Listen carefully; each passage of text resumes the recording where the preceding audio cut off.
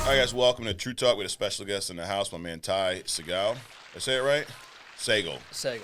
So, Ty, we've been saying how long you been with us? Well, 5 years now. 5 years. We've been saying your name wrong for 5 years. It's about right, yeah. About right. Sagal, you said like bagel. Sagal like a bagel. Sagal like bagel. All right, I will make an effort to never screw that up again. Sagal. Sounds good. I want to say like Seagal, like Steven Seagal. Get that a lot? You get that a lot? Oh, yeah. All right. Well, hey, dude, thanks for coming in. Thanks for joining us. Where are you coming in from? Nashville. Nashville. Tennessee. Originally from? Green Bay. That's why I'm wearing this for you today, Ty. Absolutely. So, that's how I knew you were good at decision making because you're a Packers fan. But you said that was your dad, right? Yep. I learned early. Yeah. Basically the day after the hospital when I was born. I had a Brett Favre jersey on already. So. Love it. What year were you born? 96. Oh, so was that the year they won or the year before? They won the Super Bowl January 26th, my dad's birthday, and I was born about 4 months later. Wow. Man, it was meant to be, dude. And then the Bulls actually won that year, too. Yeah. I'm a big Jordan guy. Yeah. Learned that from my dad, too. So, dude, what a year. We could be, like, related, man. I was a big Bulls fan growing up. Now, I'm older than you, so I watched that Super Bowl. It's funny, the reason I'm a Packers fan is because of the Super Bowl. I grew up in New England, right? They played the Patriots. Yep. We were at a Super Bowl party, and everyone's going for the Patriots. I didn't know much about football. I was, like, 9, 10 years old. And I said, I'm going for the other team. I never even heard the Packers, bro. They won, and I'm like, I'm sticking with them. Of course, they didn't win another one for, like, 10 years later, but here we are, bro. Best decision of your life. Absolutely. Definitely one of them. Yep. So what was it like growing up in Green Bay? Cold. Yeah. Really nice place to grow up, though. Yeah. Good area, good upbringing, but winters are what you expect up there. I've been there once, actually, for it was a couple of years ago. In January, Sean sent me out there. It was my 10-year anniversary working for Sean. He got me Packers tickets, Packers-Vikings Sunday night game. It was great, dude. But it was cool about it's like it feels fake up there. Like everything is so chill. Everyone's so nice. I'm like, you go to Walmart, there's Packer stuff everywhere. Here I'm, seeing all the stupid New England stuff, Patriots. No offense, Patriots fan, but it was a great time, great area. So you grew up there. Yep. You got into you were still in Green Bay when you got into the industry, right? Kind of. Basically, I went to college to play basketball. Okay. At UW Green Bay. Yeah. That's where my parents actually met. Wild how that all worked out. But then I went to a different college for a year and a half. Ended up flunking out, dropping out. Really? Wasn't for me. I mean, I didn't know what I was going there for. Yeah. What were you studying? I mean, we did the gen eds, but I wanted to do something in computer science, engineering. Yeah. Something along those lines, but realized that was not going to work. Yeah. Once I was in calculus and physics, and I'm getting smoked. I didn't stand a chance in those classes. Really? So You're like, this ain't for me. It's a waste. Waste of money, waste of time. Yeah. Moved back home, and then it was crazy because at about that time, I was like, I got to figure something out here. Yeah. And it was actually my parents' financial planner that I've known. She's known us for, man, as long as I can remember. Yeah. Always taking care of my mom and dad. She's like, hey, you like people, you're good with people, you should look into getting into the life and health space. So that's what kind of... What'd you think when she told you that? Honestly, a lot of people say, like, I never thought about selling life insurance. Yeah. But, like, even in high school, I looked up, commission sales jobs, insurance. Like, I was aware of the industry and the space. Okay. And it was always, oddly enough, like, on the back burner. Really? Like, one thing I always knew I wanted was flexibility, freedom in the schedule. Yeah. I wanted to work for myself. I didn't want to have to report to somebody else because I hated that. I just never wanted to do that. But then I saw the insurance space, and I started to look around and saw that, it can be done. Yeah. People are doing it. And then got in the business. And you probably the first person that told me they wanted to be in insurance as a kid. We had this guy in another company used to always have this joke, like, no one dresses up as the insurance man as a kid and wants to, like, everyone wants to be, I want to be a firefighter, I want to be a doctor, pilot. Like, no one does that. No one puts on a suit and walks around with a pie chart and says, I want to be an insurance salesman. But that essentially was you. Yeah, it's weird because it fit all the categories I wanted. I just didn't know it. That's probably a better way to put it. Gotcha. Like, it fit the things that I wanted for my life and what I wanted to do as a career, but I just didn't know what it was yet. Okay. And then it kind of revealed itself. Yeah. And you went to college really to play basketball? Or? Yeah, I played. I walked on to it was a small D1. Played with a couple guys that are actually still in the league. Oh, really? Really cool. Nice. Got a chance to see that. Honestly, in the first year, I'm like, I'm not gonna make a living doing this. Yeah. My body hurts. My brain hurts. Like I was in a lot of pain. Yeah. Physically, just a lot of stuff going on, and I'm like, I just can't keep doing this. Gotcha. So you played basketball like your whole life? Whole life. Yeah. From 3rd grade all the way up to college. Wow. Dad coached me the entire time. Really? Well, until high school. Baseball, football for a little bit. But yeah. At what point did you realize, like, wow, I'm actually really good at it? Because not everyone, a lot of kids play. Everyone thinks they're going to make to the NBA, right? But, I mean, you played at D1 school. At what point did you realize, like, wow, I'm actually pretty good at this. I'm going to make a run? Honestly, it was probably sophomore year of high school. Yeah. I sprouted up, vertical went up. Like, I started to fill out. Yeah. I was always a really good shooter. Yeah, like okay. That was kind of like my thing. Yeah. Shooter, jumper, slasher, could pass, rebound. One of my favorite things was, to be honest, a lot of people don't say this, but I loved to rebound, I loved to pass. Really? Those are like my 2 biggest things. Yeah. But I would say, yeah, junior, really senior year is when I was like, everything started to click on varsity when, body filled out and I was out there hooping. Nice. And then just starting to get, recruitment. Yeah. People reaching out, stuff like that. So. How'd you do in college? I was a walk-on, so like I made the team, part of the team. I didn't get minutes or anything like that, but my mom actually was a Hall of Famer for Green Bay, the college I went to. Really? She was inducted in the Hall of Fame. Basketball? Yep. She was really good. Yeah. Was your dad a player too? He was. He didn't make the team. He walked on, but he actually played with like Tony Bennett, that Virginia's coach. Yeah. So basketball runs in the family. So yeah, you almost had no choice. Yeah, no, I was going to play basketball. Yeah, that's cool. So you end up, you say you flunked out of college pretty much, right? You realize it's not your deal. What were you thinking at that moment? Because I don't know if were you pressured to go to college by your family? Like, was that kind of a goal, or was that your own thing? They didn't force me to do anything. No. They supported me in everything I did. Gotcha. Which, like, thank God for that. Yeah. But honestly, I think it was just the culture. You know, like, that's what you do. You go to college. Right. Get a job, that whole deal. And it's like in the back of your mind, this is what you're supposed to do. Oh, yeah. And, like looking back on it now, I'm like, if I'm like going back to 18, once I got to college or high school, I'm like, either get an insurance license or go into trade. Mm-hmm. I love to build stuff I love design, building, construction, that kind of stuff, or insurance. Right. Yeah. So what were you thinking when you left college? Like, what was your plan to do? Did you have a plan? Not really. No. I mean, after I left there, I went to work at like a cabinet manufacturing shop. Okay. Just anything like handyman trades kind of stuff. It's really hands-on stuff. Yep. Yeah. Big time. And from there, it was crazy because 2013. The reason we live in Nashville now is my sister. She's a musician. She moved down to Nashville. Okay. In 2013. So we kind of always had a goal to kind of get the family back together. So it took 4 years for us all to make. Oh, so she moved there first, and then you guys followed 4 years later. Exactly. Got it. Yep. How do you like Nashville? Love it. Yeah. Yep. But we actually I just got back to Nashville about 6 months ago. We just moved there. Oh, you just moved? Yeah, me and my wife were actually out in Kansas City for the last 3 years. Okay. So we just moved back home since Gotcha. So all your family's down there now? Yep. Yeah. So you're doing some woodworking, cabinet making. Where does that lead to? Well, it's perfect timing because, again, we were talking about moving to Nashville. Okay. So, like, once we made the move, it was like we got to Nashville, and at that point I had my insurance license. Oh, you did? So it was like in that process of getting to Nashville for that first time. Got it. Insurance license. And did you get it? You said the financial plan, your family's financial planner suggested it. Was that what led you to actually get the license? Okay. Yep. Did you have a company in mind to work with, or you just went out and got a license on your own?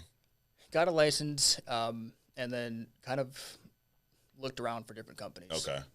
Well, so you got the license first. So you ain't joking. Do you really wanted to be an insurance guy? You came in with the license. Yeah. I guess so. I mean, I saw it as an opportunity to have a career. Yeah. And you didn't work anywhere else. You only worked with us in insurance. Correct. Yeah. So you looked at a handful of companies. And yep. How many do you think you were kind of looking at before you joined us? Just three. Three main one. Yeah. Yep. And then you responded to, was it Brent Abernathy's Craigslist ad? Yep. And people would tell me even back then they're like, Craigslist sucks. You don't get good people on Craigslist. Like, and it's just like everything works, dude. Everything works a little bit, right? Like people recruit Warren Market, people recruit Craigslist, they send out emails, they send social media. Everything works a little bit. Right. So you saw Brent Abernathy's Craigslist ad. Did you talk to him right away? How did that whole process work? Yep. I think I talked to one of his staff first. Yeah. And then I'm pretty sure, you got to ask Brent this, but I'm pretty sure I told her staff that I was an athlete. I played basketball because she was asking about the resume. Okay. And Brent's like, I want to talk to him 20 minutes. Can you get him on the phone? Wow. And then we just hit it off and started talking. You talked to him same day? Oh, yeah. It was quick. Yeah. Well, how'd that conversation go? Honestly, it was relief because a lot of the different people I've interviewed with, it was very pressing. It was heavy. It was just like at the time in my life I didn't need all that. I just needed someone to come in and someone that I can trust, a coach, a mentor that's not gonna jump down your throat right away and start, here's it, blah blah blah blah. Oh, that's how everyone else was. Yeah. Yeah. And he was very very nonchalant, yeah. Here's what we do, got any questions, so on and so forth. Yeah. It was an easy conversation. Kind of do it, don't, I don't really care. Yeah. Here's what we got. Exactly. Yeah. Which is the way you should recruit. Because if you some people recruit and they're like, oh, our business, you can do X, Y, and Z, and it's so great, and blah, blah. Well, if you really believe that, why are you begging someone to do it? Right. I would imagine Brent didn't sound desperate at all. No. Yeah, no, you're exactly right. This is something that you're either going to do it or you're not. Yeah. And there's nothing you can do to make me get out of bed. Right. Pick up the phone, do the things I have to do to be successful. Absolutely. Yeah, we're not going to David Goggins and show up at your house and start screaming at you. Right. So he was just kind of not nonchalant, but hey, here's what we do. If you want to do it, great. If you don't, that's great too. And then would you think that attracted you more to working with him than the others? Or? Yeah, I would say. And there was obviously a couple different factors with Family First Life. Is the big thing for me was the carriers. Yeah. Being able to have multiple options for clients. Were most of the companies just one carrier? Yep. Yeah. One carrier, maybe 3 products. If you can't fit in these products, so be it. And if you can get someone approved, obviously carrier contract rates outside of this, they're typically quite a bit lower, right? Yeah. So I saw those 2 things, and I'm like, okay, let's keep kind of looking at this. Yeah. How did you know to even look at that? Because a lot of times people come into the insurance industry very ignorant. It's brand new, right? And I think that's why a lot of times people start at companies and then they regret it. I've talked to so many people sitting in that chair. Hey, I worked with this one company. I didn't realize we only had this one product. Then I was stuck. And they learn after the fact. Are you someone who does a lot of research before you do anything in general? How did you even know to look for those things? Yeah, that was something I did look at. Yeah. I read a lot of people's stuff, independent, captive, and I was talking to my mom about it, because at the time I was living with my parents. Yeah. And my mom asked me, she's like, why don't you just go captive first, learn the ropes, once you get good at it, go somewhere else. And I'm like, yeah, but on the flip side, what if I'm really bad at it first, figure it out, get good at it? Yeah. All the stuff that all the time I would have, I don't want to say wasted, because you probably would have learned some stuff, but sure. All the time I would have been here, I could have already been building this over here. So you didn't want to start and then reset. Yeah. Yeah. And also, the big thing with a lot of captive companies is you lose the book of business. Right. So I didn't want to get up on that note right off the bat. Got it. So it's kind of just take a chance on it. And yeah. So you were already licensed. So how long from the time you spoke to Brent to when you got contracted? Probably about a month. Month? Yeah. Why did it take a month? Were you still just thinking and researching other companies, or? I moved really slow. Yeah. To start.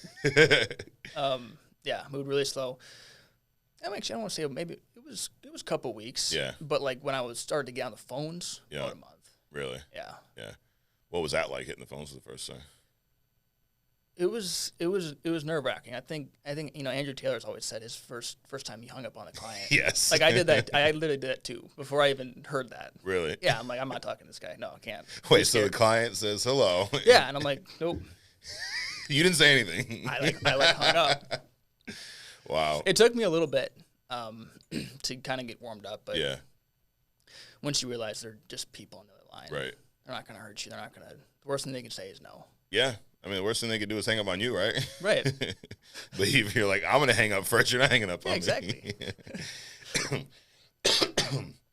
How long did it take to where, like, you said, I realized they're just people? Was that a week, 2, a few months? Man, probably a couple hours. Really? Yeah. Yeah. Okay. Yeah. So you just had to get your mind right a little bit. Exactly. Yeah. And then did you have, success on the phone right away? Man, so the first batch of leads was a bunch of just age mortgage. Yeah. And Brent sent me a stack, printed them all out. And this was 5 years ago, so I did do some paper apps. Okay. I did do some paper apps, and yeah. It's been wild to see the transformation in some of these carriers. It's wild. Yeah. But no, actually, I was in Nashville at the time, and I got some leads in Memphis. Okay. So I went out to Memphis. How far is that from Nashville? 3 hours. 3 hours, okay. Got in the car, drove to Memphis. Yeah. No idea what to expect. I knew, the appointments, here's how it goes, here's what we do. But went out to Memphis, and, like, the first couple appointments, showed, but then, like, the third or fourth one, super nice guy. Yeah. The product we had exactly what he wanted. Yeah. Paper app, scanned it in. Yeah. 3 days later, heard back, approved. Yeah. But, like, it was just, I'll never forget that guy. What was that feeling? I can actually do this. Yeah. This isn't fake. This isn't a hoax. This is actually someone that wants insurance. Yeah. We have what they have to offer. I think that's so big. It's like, you need, when you recruit someone, you got to get them that first victory, like, right away. Yep. Because there's a short window we have with people. It's a lot of people, they don't come to work with us because, they're financially free and have everything all figured out. Like, it's a job. It's usually people that are grinding, trying to get out of a situation, maybe trying to pay off debt, something, right? So a lot of times that window is really short to where we can lose someone because it's commission-based. There's no salary. Yep. You don't help a family, you don't make no money. That's how it works. And carrier contract rates are, they start at one level, go up, so everyone's is different. But at the end of the day, we generate an income from helping families. So if you can't do that, then there's nothing for you to do in this business. Correct. Right? And I feel like that window, like we have to get those victories, early and often. Because to your exact point, a lot of times people come and they don't believe they can do it. And sometimes they're right. This is not for everyone. This business does not. I mean, you've been here for 5 years now, just about? Yep. You've seen people come and go?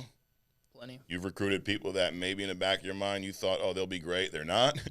Maybe someone you wrote off and you go, wow, look what that person's doing. You just never know. Yep.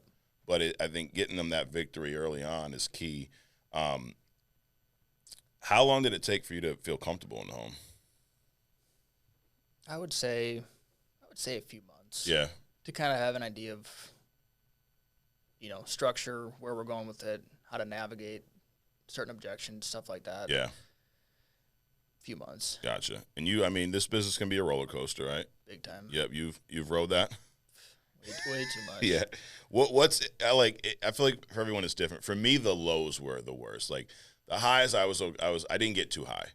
But the lows, I'd get low. I get annoyed. I'd carry it on to next appointments. There'd be 2-3 days where I remember one day I went 0 for 10, and this is after I was in the business for months already. What was most difficult for you, riding the highs, the lows, or kind of both? I would say the lows. The lows, yeah. There's been times, like, even, like, recently, like, the last few years where I've had some success. Yeah. Like, I'll help 40 families the month before. Yeah. And then, like, the first week, I'm like, dude, could I ever sell insurance again? Like, my head goes there sometimes. Yeah. And I did the same thing in basketball, too. Really? Like, I would score, like, 20 points a night sometimes. And then the next game, I'm like, dude, am I ever going to make a shot again? Like, that's my mind. Right. And I worked on that, and that's just being transparent. Yeah, yeah. And in sales, I get that way too. Yeah. Which is obviously wrong. Yeah. Right. But it's I'm not gonna lie, I have those kinds of thoughts. Absolutely. But no, definitely the lows. Like getting out of a slump. Yeah. Great feeling. Yeah. Getting into the slump. Sucks. Horrible. Yeah. So now that you've been here a while, you've been doing this for what do you know what you need to do to get out of your slump? Yeah. Yeah. What is it? Just high activity. Yeah. Talk to people. Yeah. Like, talk to people. Yeah. Get 10, 15, 20 people on the phone. Conversations a day. Yeah. I just kind of threw 3 numbers out there, but I'm trying to have conversations about insurance, about people that are actually interested, as many as a day. Yeah. You know, and some days it's going to be 3, some days it's 7, some days it's 10. Yeah. But, like, if you just constantly put that activity out there and talk to as many people as you can, you're going to find the people that want your help. Right. Because the worst is when you're riding that low and you don't have activity, because then you live in that space. Yep. Then that's all you think about. You perseverate about it. Like imagine, I mean, like to your point, you score 20 points. You start next game. You go, whatever, 0 for 6 in the first quarter, then coach takes you out. Now you're sitting there thinking about, I don't have one freaking shot go in, right? Like now if you're in working, it's easier to kind of – right. But if you're sitting there, you know, now you may be sitting there for 5 minutes. It'll feel like 5 hours. Mm-hmm. It's kind of the same thing with, you know, your activity here, right? If I went 0 for 10, then I don't have an appointment until next Thursday. Right. Well, God, what am I doing, right? But we have that activity. I think it's easier to distract yourself from whatever happened. Yep. You know? Correct. And I mean, you said to me before you've had some struggles, like mental health. What was that because of this business, or where did that kind of? No. It could be. No, I'm just kidding. No, I mean, like I will say, growing up, like I always kind of struggle with like social anxiety, like talking, you know, in front of classes, presentations. Yeah. Like I remember, I like literally would get physically sick. Really? Because of it. Were you nervous coming up here? No, because I mean, obviously a little, but like it's something I know. Right. So I've gotten the honor to come talk on this because I've had some success in this. Absolutely. So, 2-time Hall of Famer. Yeah, I know, you know, like this is at least what I've been doing, like the back of my hand. So I can talk about that. But I would say like, you know, anxiety, you know, it's honestly some depression, lows. Yeah. We all kind of go through stuff. We all do, absolutely. I think where it kind of got real for me was starting to physically impact the way I lived, thought, where you don't even go to bed. Wow. Just stuff like that. And again, I get up, go to work, all that stuff. But were you in this industry at the time, or this was like middle school, high school. Okay. A little bit into college. Yeah. So. Yeah, and then kind of got bad. Yeah. You know, just. Did you understand what was going on? Because a lot of times I feel like when you're in it, you don't like you be depressed, you don't recognize it's depressed, right? Yeah. Did you understand it or? Yeah, no? Over time. Yeah. Over time, because I started to, you know, see doctors and all sorts of, you know, medication treatment and stuff like that, and you know, my mom was a trooper for that. She dragged me out of bed sometimes, and all sorts of stuff. Did you get help on your own, or did your mom push you? Well, until I was 18, she kind of orchestrated because she. Yeah. But after 18, she couldn't do that anymore. Right. So, basically, like when we moved to Nashville, that's kind of when it got bad because, like my entire life, I grew up, you know, Green Bay. Yeah. Good family. I knew everybody around me. I had my environment. Right. There's a big sense of community up there. Oh, big time, man. Yeah. It's different up there. And I only spent like a few days there, and I felt it, you know. It's a cool place. Yeah. If you've never been to Green Bay, go. Yes. Especially on a Sunday, Packer Sundays. But I was saying, when I moved to Nashville, it was literally like, I was excited for change. Yeah. But then once I got there and it settled in for a bit, I'm like, I don't know anybody here. This is a massive city. Yeah. I'm 21, no friends, like besides my family, and they're the world to me. But like outside of that, nothing. Didn't know what I was gonna do. And honestly, at that point, that was probably like one of the lowest points. You just felt like alone. Just depressed. Dude. Yeah. Like just no direction. Yeah. No direction. And what's crazy now, I can put my hand on a moment, dude, that it changed everything. Really? Where it was like, I won't get too into it, but like I've always known God exists. Like there has to be a designer on this world. There just has to be. Were you raised religious? Yeah, raised Catholic church, and but always always aware. Yeah. There's something way bigger than us. So I never counted it out, but it was like one of those lowest moments that I remember. I went up my parents up in one of the closets, and my parents had this old school King James Bible from like Catholic school and like way back.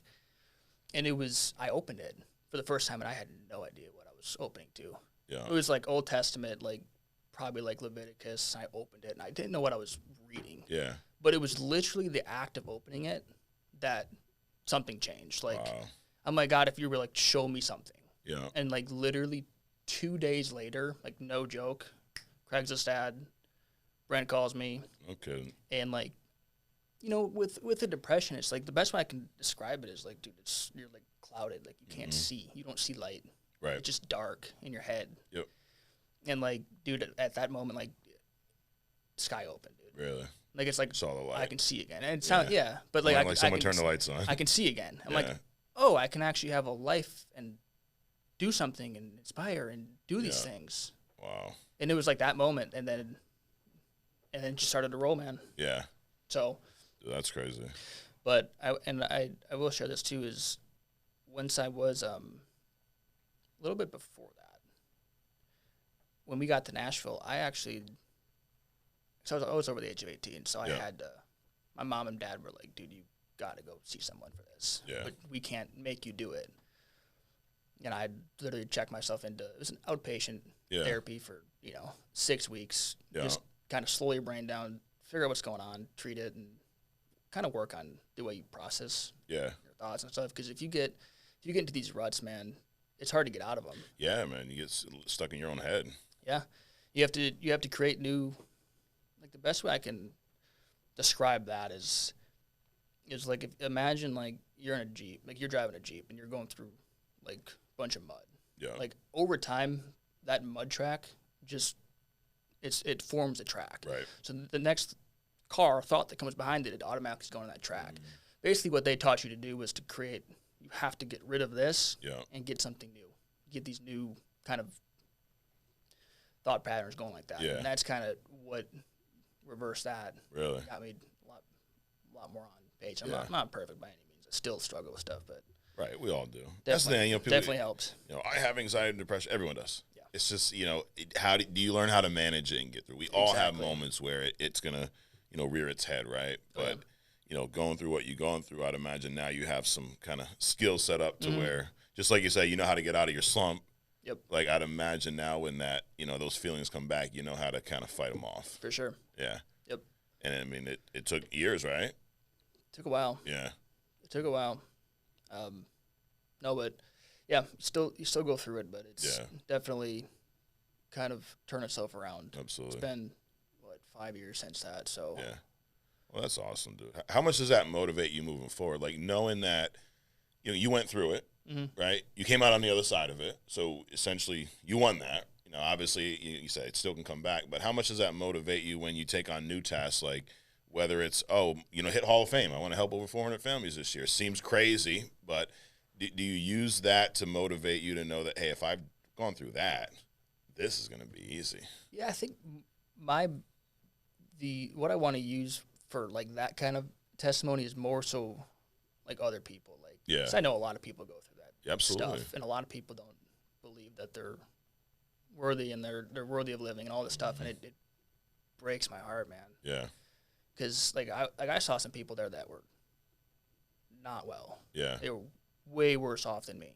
Yeah. And it just breaks my heart that we see these kinds of people every single day and we don't even know it. Right. Like a lot of people would have seen me and they would have said, "Oh, he's good. Yeah. He doesn't have any problems. He's right. You're not walking around going, "Hey guys, my name's Ty. I'm depressed." Like you don't. You never know. Exactly. And that's kind of my heart for it. Yeah. But I mean the task, like the thing with like hitting Hall of Fame. Yeah. Like it's kind of like I mind trick myself. I'm like I'm going to hit this number. Yeah. Because that way it keeps you on track and it keeps you motivated. It keeps you. Because for the first few years in this business, I just woke up and I'm like, whatever happens today. So you had no goals of what you were going to do. Dude, none. You just knew you wanted to protect families and life insurance. But there was no like goal. Got it. Right, and if you're doing that, that's a recipe for disaster. Yeah. What was that like? A lot up and down? You just have no idea what you're doing. Yeah. It's like walking through the dark. Yeah. You're just stepping on stuff, hitting your shin. It hurts. Yeah. You're going to fall over. But if you have somewhere where you're going, you have a pathway, you have a light, and it's follow that. And, so when did that change for you? Well, it kind of, again, the business will teach you a lot about yourself. Go into business for yourself. Yeah. Like, it was 21. We had a lot of stuff happen within the agency with some debt, but also some lead roll-ups. Yeah. So I was forced to, like, go. I think it was, like, actually one of the best thing that's happened to me in the business, which sounds crazy. Yeah. Because on paper it was a disaster. I bet. But, like, we had all that stuff happening, and I'm like, all right, dude, so what are you going to do now? You either going to, like, back out of this business and let this go to Brent, or are you going to do it yourself, stay in the business? But also what it did for me is it taught me I could sell at a high clip. Mm-hmm. Taught me I could help a ton of people. Yeah. But also the way I looked at it was, obviously in the business, you get advanced 9 months. Yeah. And then 10, 11, 12, that's the back end money. Right. I'm like, let's just go take care of these bills, get it fixed right. And that back 10, 11, 12, that's your little reward for getting through this. Okay. So I kind of like flipped it in a positive way, and I ended up helping. I helped over 350 families that year. That was what was the best year prior to that? About 250. Wow. So over 100 families, from the previous year. Yep. Massive uptick, not all because, but you got some debt thrown at you, right? Lead debt, roll up, which happens in any business. Yep. I love people, you don't understand. Like, they roll debt to me. Like, I know, dude, that's called business. Like, whatever business you're in, there's a loss. Open up a store. Certain amount of shit's going to get stolen. Yep. And some stuff, you're not going to chase every kid that steals a lollipop, right? Like, you just got to cut your losses at time. And I'm not saying let everyone roll debt to you and just, be happy about it, but it is part of the business. For sure. But to your point, you can use it. You can sit there and wallow in it, right? Like, oh, poor me, they rolled debt. Or you can go, you know what? I have a license to help families. I help families. I generate an income. Let me just put my head down and do this. Yep. And I did that for a while. Yeah. I did kind of cry about it. Did you? Moan about it. Yeah. Which is normally your first time in business. It was, and it was like for like about a week. And I was so pissed about it, dude. I'm like, because it was a hefty amount. I was not generating that much at the time. I'm like, dude, you're like 2 months away from not being in this thing anymore. Yeah. So it was like, okay, and again, it was just that dig your heels in and stand here and do something about it. Right. And at that point, what was your life? Were you still were you out on your own yet? Yeah, that was about 3 years ago. So at that time, me and my wife just got married. Yeah. Basically, so. And it's also a change. It's no longer, you're no longer at home where hey, I'm living with my parents. I can take on this debt. I don't really need to make you're on your own with a wife. Exactly. Different ball game. Yep. Your wife's a brand new wife too. You don't want to go home, hey, babe, you can't afford the bills this month because I got this debt. So anyways, you want to get some takeout? Right. You had to step up, right? Mm-hmm. And how and you said you're almost not thankful, but it happened. It helped motivate you to the next step. Yeah. That would you say that was a big kind of turning point in your insurance career? Yeah, because it was really then. Because before, I think the most families I helped in a month was maybe 30. Yeah. So I started to consistently do 30, 40. Yeah.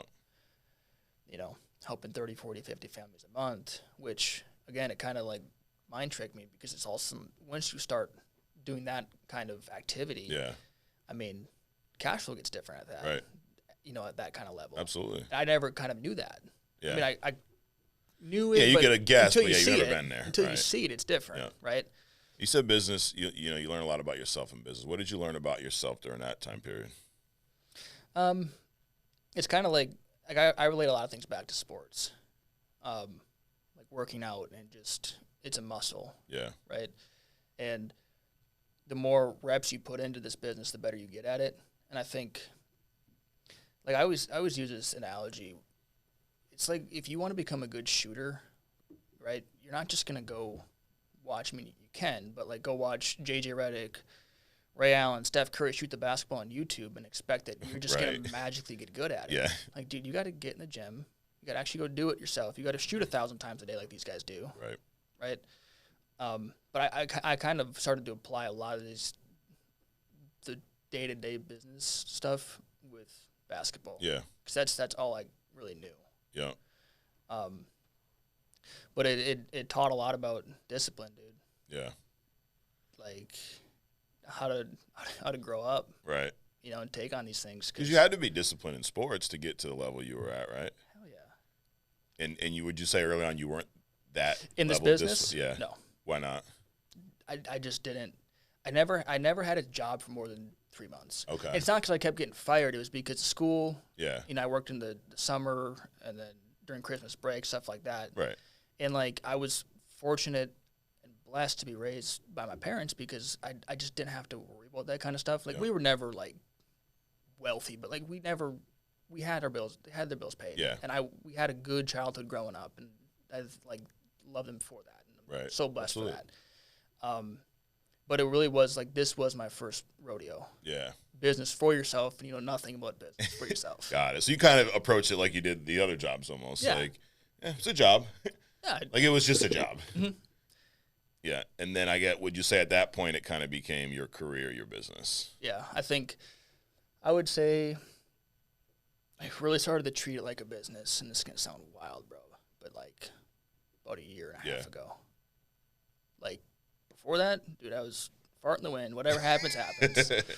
And now, what changed a year and a half ago? I think it was once a lot of the madness stopped with some of the rolling and the debt, then everything kind of settled down, and I knew I was good at it. I knew I could do it, and it also helped to have some of the back end money, some of the other stuff coming in. So it's like a legit business cash flow kind of thing. I'm like, so you had to work your way through that, get out on the other side. Yeah, and once I did, it settled down. Yeah, I'm like, okay. Were you kind of like never again? Not going to be in that spot again? Nope. Yeah. And I know you're going to have that will roll. Sure. That is going to happen, but some of the other stuff is avoidable. Right. 100%. And now that you know you can produce at that level, like you had this debt roll prior to producing at that level. Mm-hmm. Now you're producing at this level, you're going to be ready for it. Right. That's the key. And also, I mean, recruiting. You've been recruiting for a while? Yeah. I will say that we really heavy towards the beginning. Yeah. A lot of your teams warm market, right? Yeah. Yep. I will say, like last year, I personally stepped away from it. Okay. And I want to get back into it. I stopped. I know you probably shouldn't, but I stopped because it was gas mask. Like you got to learn to sell again. Absolutely. You got to learn to do this. My biggest thing is I never wanted to rely on an override to pay my bills. Yeah. Like if you take all that away, I know I'm still going to be able to pay my bills and take care of what we need to take care of. And once I got that right, I'm like, let's get this thing going back in. Got it. So you kind of took a little break. I did. Yeah. But early on, I think most of your team was warm market, right? Yeah. How did that recruiting process go? Like you just. Well, it was Evan Melcher. He was the first one that I got into the kind of showed this to. They're all from like Green Bay, which I love.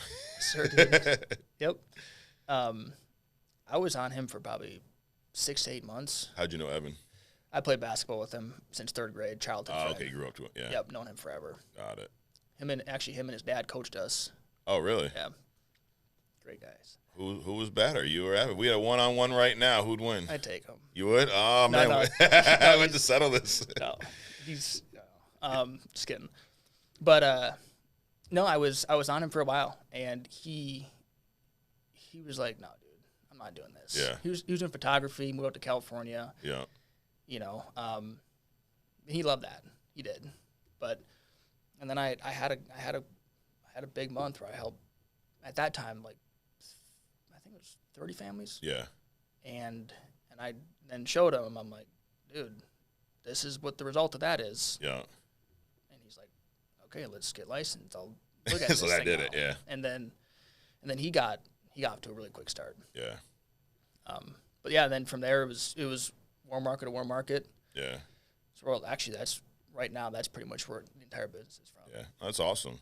I think a lot of to me, the right answer is everything, right? Warm market, cold market, ads, everything. But a lot of people neglect that warm market, and they just want to run off of ads. And it's like, dude, you have a network. Everyone has a network of people. I don't care how, if networking's not your thing, you've been to school, you've had jobs prior to this. Like, unless you're, 18 and lived in a bubble your whole life, you have a network of people. Right.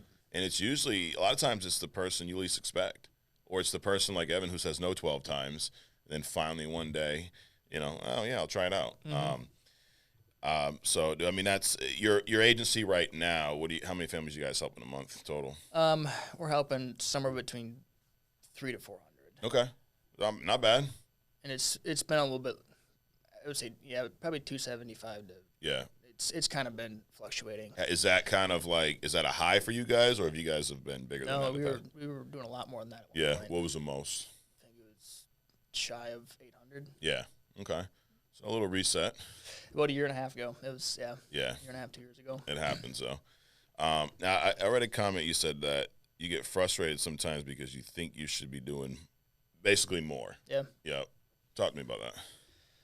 So, this is just me personally. Yeah. But, I feel like some of the activity, throughout the day, I can be doing a lot more with my time. Yeah. And, this year, I think I've helped, I think about 420 families this year. Yeah. And it's pretty close to one of my best years ever. Yeah. But I look at that, and I'm like, yeah, dude, but, you're not working as hard and as efficiently as you could be. Mm. There's a lot of, to be honest, true talk, a lot of white space on my calendar still. Right. Yeah. I could get up earlier. Yeah. I could work later. I could work longer on Saturdays. Yeah. Sunday, I take that day off. Yeah.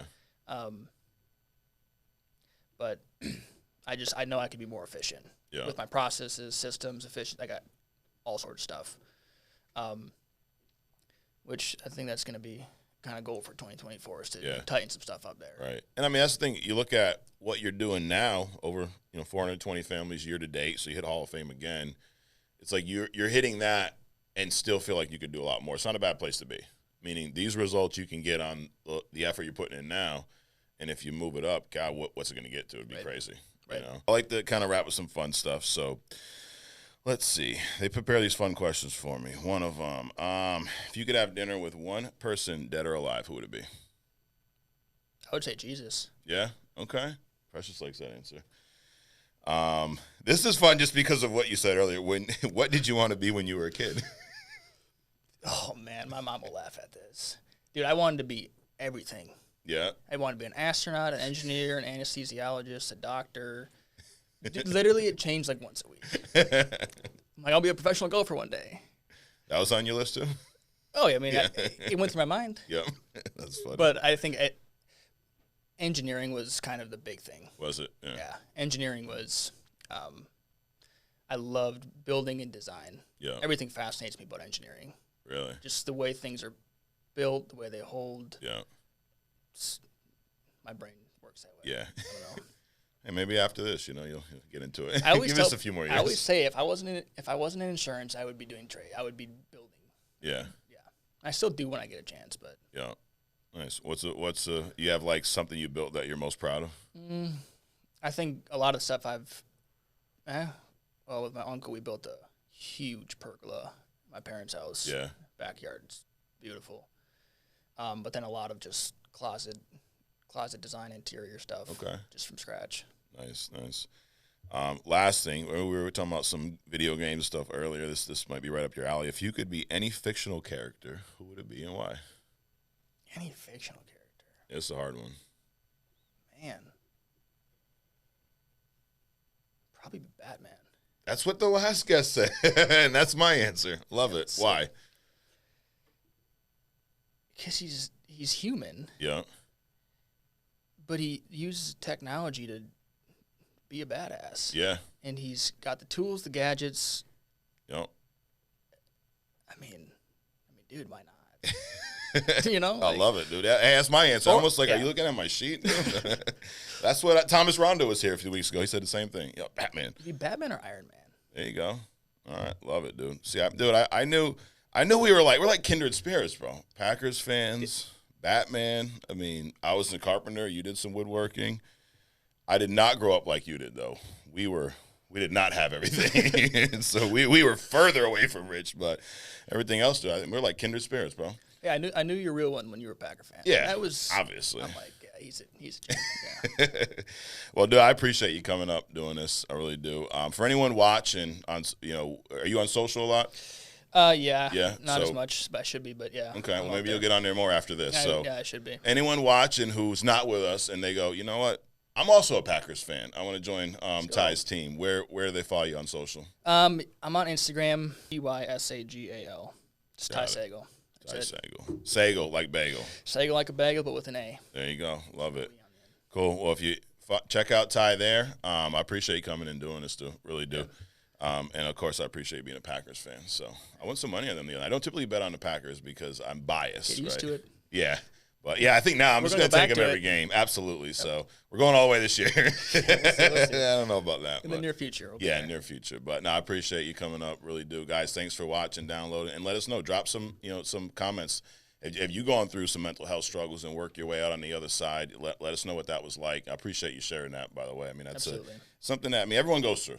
And it's like it's almost taboo to talk about, right? Like no one wants to admit it, but we all go through it at times. Mm-hmm. And, it's proof. What I love about sharing stories like that, Ty, is it helps people that are watching knowing that if you're going through it right now, there's a way out. There's a way through it. For sure. People have done it, Yep. So, again, thanks a lot, dude. Guys, thanks for watching, download, and hit the subscribe button. Let us know that you love this episode, and check us out every week right here on True Talk. We'll see you.